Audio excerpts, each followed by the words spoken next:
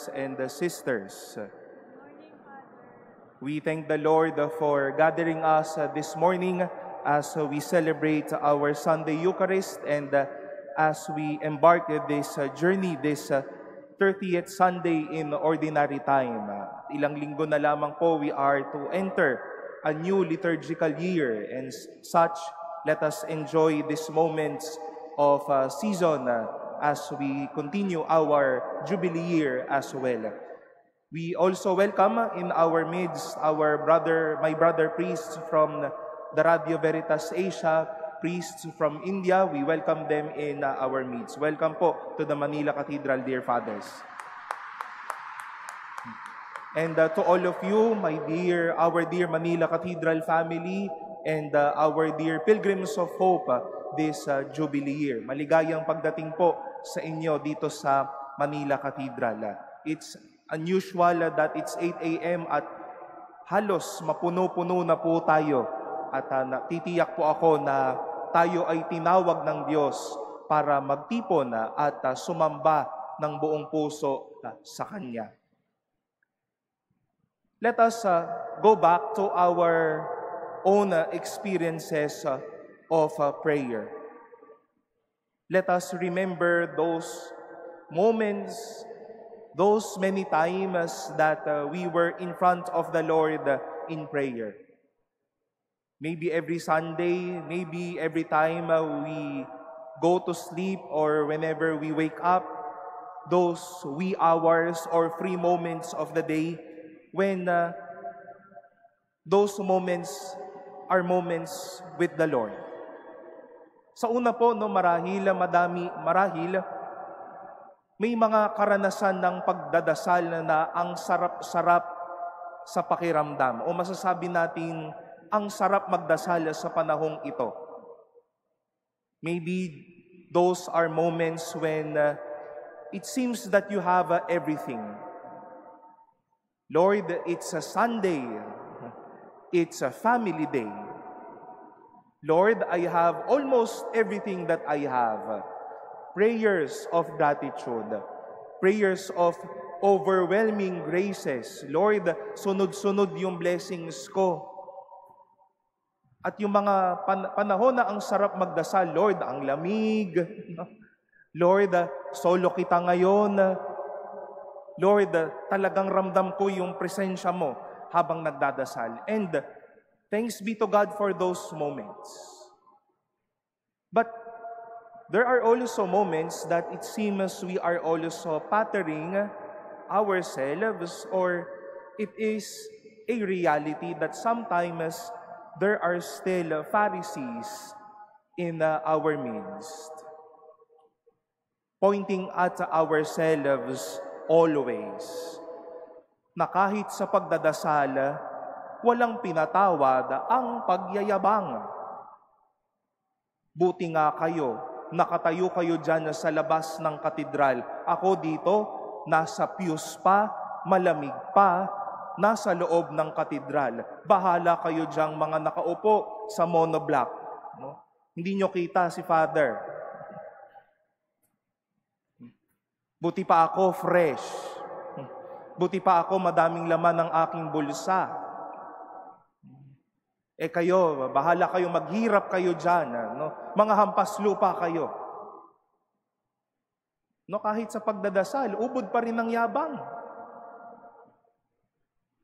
But let us also remember that there are gracious days of prayer.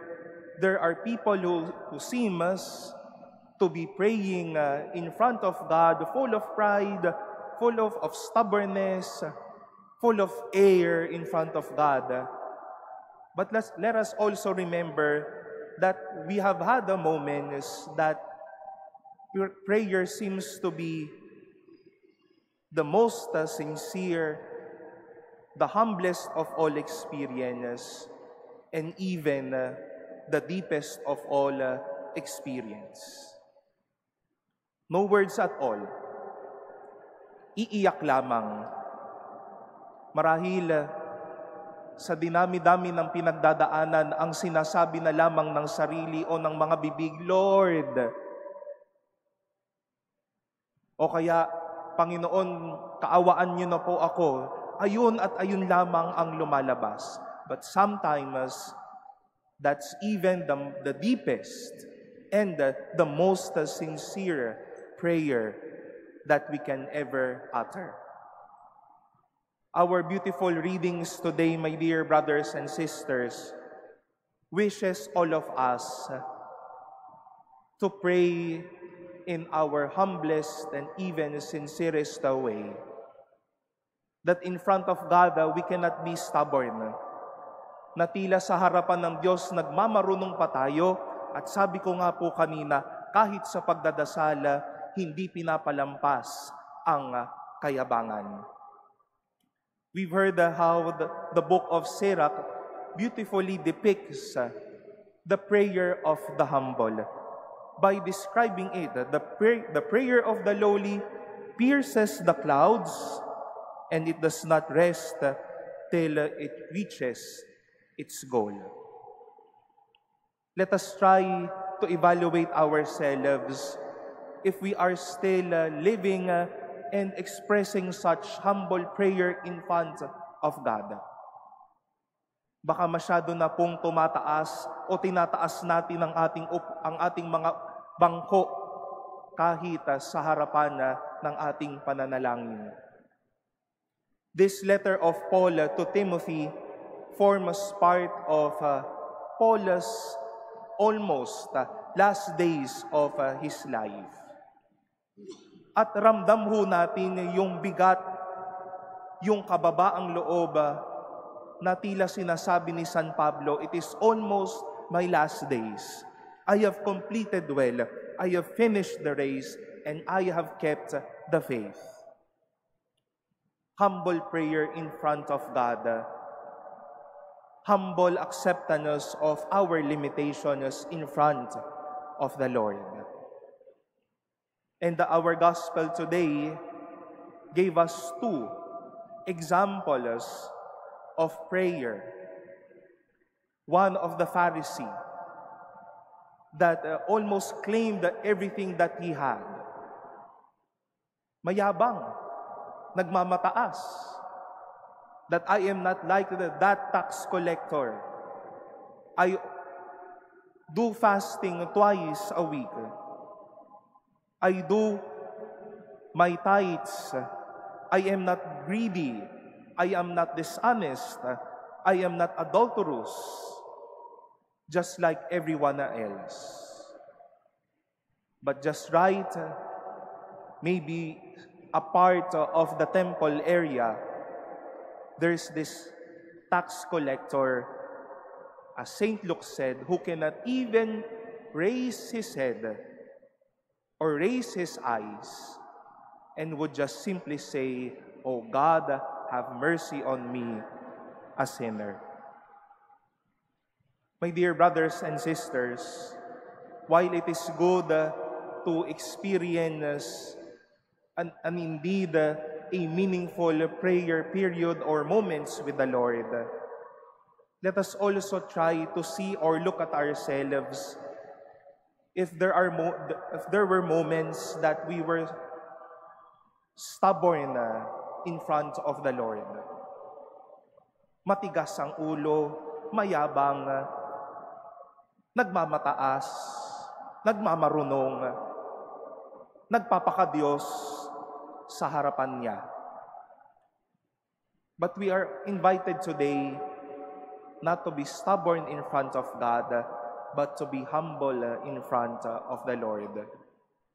To experience the sincere prayer and the humblest prayer of our lives.